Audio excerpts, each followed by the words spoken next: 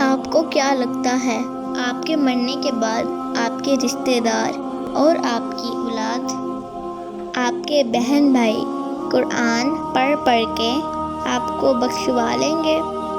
یہ اولادیں آپ کے لیے قرآن پڑھیں گی جو آپ کے کہنے پر اپنے لیے نماز پڑھنے کے لیے نہیں اٹھتی؟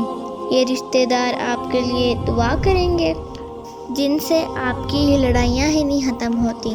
یہ دوست آپ کے لیے فاتحہ پڑھیں گے جو آج دین پر آنے کی وجہ سے آپ کا مذاق اڑاتے ہیں؟ یہ بہن بھائی آپ کے لیے صدقہ خیرات کریں گے جو عید کے عید ملتے ہیں؟ اے غافل بھولے انسان،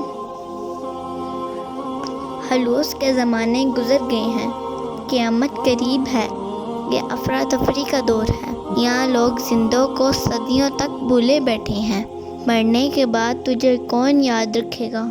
اپنی آخرت کی فکر خود کریں، اپنے لیے قرآن خود پڑھیں، یہی عقل مندی ہے۔